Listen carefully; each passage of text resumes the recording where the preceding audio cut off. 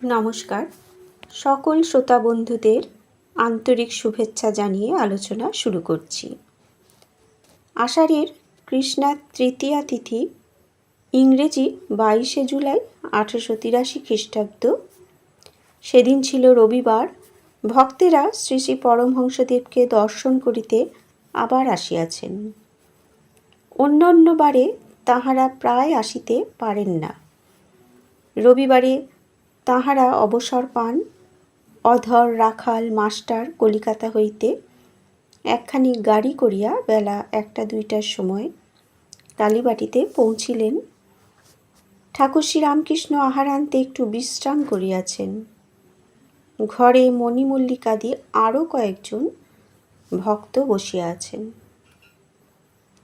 রাসমণির কালীবাড়ির বৃহৎ প্রাঙ্গণের পূর্বাংশে শ্রী শ্রী রাধাকান্তের মন্দির ও শ্রী শ্রী ভবতারিণীর মন্দির, পশ্চিমাংশে দ্বাদশ শিব মন্দির। সারি সারি শিব মন্দিরের ঠিক উত্তরে শ্রী শ্রী পরমহংসদেবের ঘর। ঘরের পশ্চিমে অর্ধমণ্ডলাকার বারান্দা। সেখানে তিনি দাঁড়াইয়া পশ্চিমাস্য হইয়া গঙ্গা দর্শন করিতেন।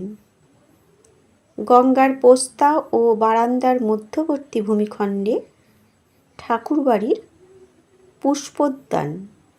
এই পুষ্পোদ্যান বহুদূর ব্যাপী, দক্ষিণে বাগানের সীমা পর্যন্ত, উত্তরে পঞ্চবটী পর্যন্ত, যেখানে ঠাকুর শ্রীরামকৃষ্ণ তপস্যা করিয়াছিলেন, ও পূর্বে উদ্যানের 2 প্রবেশদ্বার পর্যন্ত।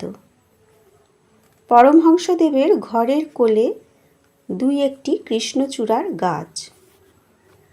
নিকটেই গন্ধরাজ, কোকিলাক্ষ, শ্বেত ও রক্তকরবী। ঘরের দেওয়ালে ঠাকুরদের ছবি, তন্মধ্যে পিটার জলমধ্য ডুবিতেছেন ও যিশু তাঁর হাত ধরিয়া তুলিতেছেন, সে ছবিখানিও আছে। আর একটি বুদ্ধদেবের প্রস্তরময় মূর্তিও আছে। তক্তপোশের উপর তিনি উত্তরাস্য হইয়া বসিয়া আছেন। ভক্তেরা মেঝের উপর, কেহ মাদুরে, কেহ আসনে উপবিষ্ট। সকলেই মহাপুরুষের আনন্দ মূর্তি এক দৃষ্টে দেখিতেছেন। ঘরের অনতি দূরে পোস্তার পশ্চিম গা দিয়া পুৎসলিলা গঙ্গা দক্ষিণ বাহিনী হইয়া প্রবাহিত হইতেছিলেন। বর্ষাকালে খরস্রোতা যেন সাগর সঙ্গমে পৌঁছিবার জন্য কত ব্যস্ত। পথে কেবল একবার মহাপুরুষের ধ্যান মন্দির দর্শন স্পর্শন করিয়া চলিয়া যাইতেন। শ্রীযুক্ত মণিমল্লিক পুরাতন ব্রাহ্মভক্ত, বয়স 60-65। তিনি কিছুদিন পূর্বে কাশীধাম দর্শন করিতে গিয়াছিলেন। আজ ঠাকুরকে দর্শন করিতে আসিয়াছেন ও তাহাকে কাশী পর্যটন বৃত্তান্ত বলিতেছেন। মণিমল্লিক বলিতেছেন, আর একটি সাধুকে দেখলাম। তিনি বলেন, ইন্দ্রিয় সংযম না হলে কিছু হবে না। শুধু ঈশ্বর ঈশ্বর করলে কি হবে? তখন ঠাকুর শ্রীরামকৃষ্ণ বললেন, এদের মত কি জানো? আগে সাধন চাই, সম দম তিতিক্ষা চাই। এরা নির্বাণের চেষ্টা করছে। এরা বেদান্তবাদী। কেবল বিচার করে ব্রহ্ম সত্য, জগৎ মিথ্যা, বড় কঠিন পথ। জগৎ মিথ্যা হলে তুমিও মিথ্যা, যিনি বলছেন তিনিও মিথ্যা, তাঁর কথাও স্বপ্নবৎ। বড় দূরের কথা। ঠাকুর বলছেন, কীরকম জানো? যেমন কর্পূর পোড়ালে কিছুই বাকি থাকে না, কাঠ পোড়ালে তবু ছাই বাকি থাকে।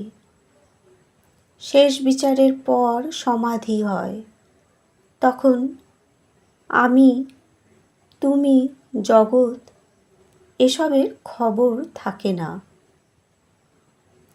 তারপর পণ্ডিত পদ্মলোচন ও বিদ্যাসাগরের সঙ্গে দেখা। পদ্মলোচন ভারী জ্ঞানী ছিলেন, কিন্তু আমি মা মা করতুম তবু আমায় খুব মানত। পদ্মলোচন বর্ধমানের রাজার সভা পণ্ডিত ছিল।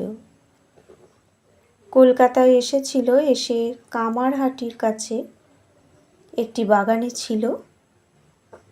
আমার পণ্ডিত দেখবার ইচ্ছা হলো।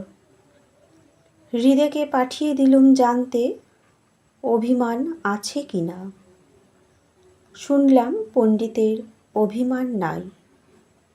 আমার সঙ্গে দেখা হলো।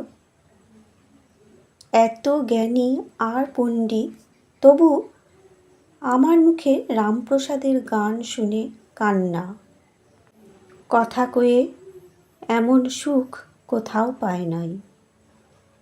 আমায় বললে, ভক্তদের সঙ্গ করব এ কামনা ত্যাগ করো, নচেত নানা রকমের লোক তোমায় পতিত করবে।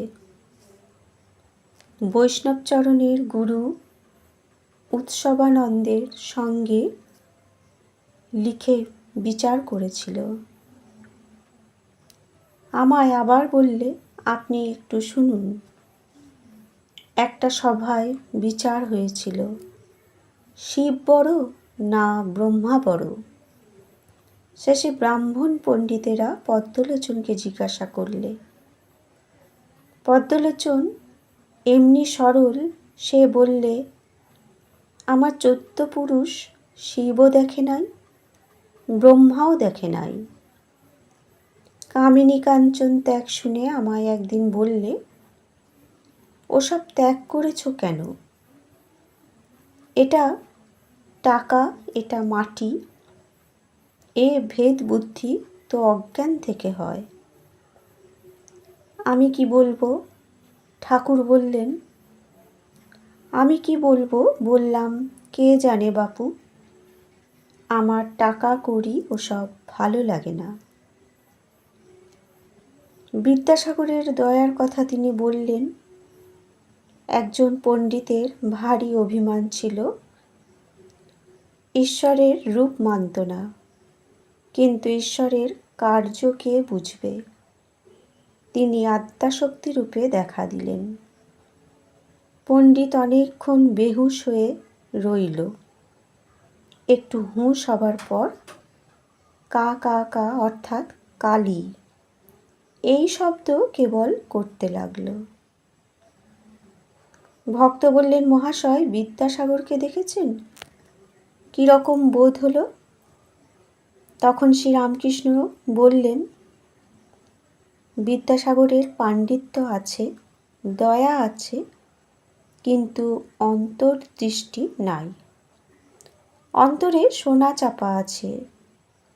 যদি সেই সোনার সন্ধান পেত, এত বাহিরের কাজ যা করছে সে সব কম পড়ে যেত, শেষে একেবারে ত্যাগ হয়ে যেত। অন্তরে হৃদয়ের মধ্যে ঈশ্বর আছেন এ কথা জানতে পারলে তাঁরই ধ্যান চিন্তায় মন যেত। কারু কারু নিষ্কাম কর্ম অনেক দিন করতে করতে শেষে বৈরাগ্য হয়, আর ওইদিকে মন যায়, ঈশ্বরে মন লিপ্ত হয়। ঈশ্বর বিদ্যাসাগর যেরূপ কাজ করছে সে খুব ভালো, দয়া খুব ভালো। দয়া আর মায়া অনেক তফাৎ। দয়া ভালো, মায়া ভালো নয়। মায়া আত্মীয়ের উপর ভালোবাসা, স্ত্রী, পুত্র, ভাই, ভগিনী, ভাইপো, ভাগ্নে, বাপ, মা এদেরই উপর। দয়া সর্বভূতে সমান ভালোবাসা। তখন মাস্টার জিজ্ঞেস করলেন, দয়াও কি একটা বন্ধন? শ্রীরামকৃষ্ণ বললেন, সে অনেক দূরের কথা। দয়া সত্যগুণ থেকে হয়। সত্যগুণে পালন, রজগুণে সৃষ্টি, তমগুণে সংহার। কিন্তু ব্রহ্ম সত্য, রজস, তম 3 গুণের পার, প্রকৃতির পার। যেখানে ঠিক ঠিক সেখানে গুণ পৌঁছতে পারে না। চোর যেমন ঠিক জায়গায় যেতে পারে না, ভয় হয় পাছে ধরা পড়ে। সত্য, রজস, তম 3 গুণই চোর। তখন ঠাকুর একটা গল্প বললেন। একটি লোক বনের পথ দিয়ে যাচ্ছিল। এমন সময় তাকে 3 জন ডাকাত এসে ধরলে। তারা তার সর্বস্ব কেড়ে নিলে। একজন চোর বললে, আরে লোকটাকে রেখে কি হবে? এই কথা বলে খাঁড়া দিয়ে কাটতে এলো। তখন আর একজন চোর বললে, না হে, কেটে কি হবে? একে হাত পা বেঁধে এখানে ফেলে যাও। তখন তাকে হাত পা বেঁধে ওইখানে রেখে চোরেরা চলে গেল। কিছুক্ষণ পরে তাদের মধ্যে একজন ফিরে এসে বললে, আহা, তোমার কি লেগেছে? এসো, আমি তোমার বন্ধন খুলে দিই। তার বন্ধন খুলে দিয়ে চোরটি বললে, আমার সঙ্গে সঙ্গে এসো, তোমায় সদর রাস্তায় তুলে দিচ্ছি। অনেকক্ষণ পরে সদর রাস্তায় এসে বললে, ওই রাস্তা ধরে যাও, ওই তোমার বাড়ি দেখা যাচ্ছে। তখন লোকটি চোরকে বললে, মশাই, আমার অনেক উপকার করলেন। এখন আপনিও আসুন, আমার বাড়ি পর্যন্ত যাবেন। চোর বললে, না, আমার ওখানে যাবার জো নাই, পুলিশে টের পাবে। সংসারী অরণ্য, এই বনে সত্য, রজস, তম 3 গুণ ডাকাত জীবের তত্ত্বজ্ঞান কেড়ে লয়। তমগুণ জীবের বিনাশ করতে যায়। রজগুণ সংসারে বদ্ধ করে, কিন্তু সত্যগুণ রজস্তম থেকে বাঁচায়। সত্যগুণের আশ্রয় পেলে কাম, ক্রোধ এইসব তমগুণ থেকে রক্ষা হয়। সত্যগুণও আবার জীবের সংসার বন্ধন মোচন করে। কিন্তু সত্যগুণও চোর, তত্ত্বজ্ঞান দিতে পারে না, কিন্তু সেই পরম ধামে যাবার পথে তুলে দেয়।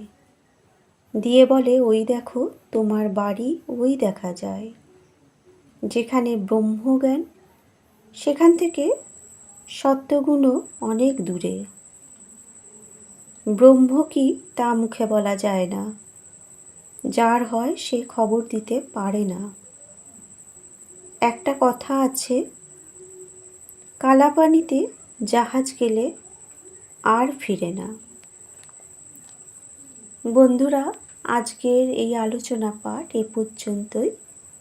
সকলকে অনেক অনেক শুভেচ্ছা ও অভিনন্দন জানিয়ে আলোচনা শেষ করলাম। ধন্যবাদ।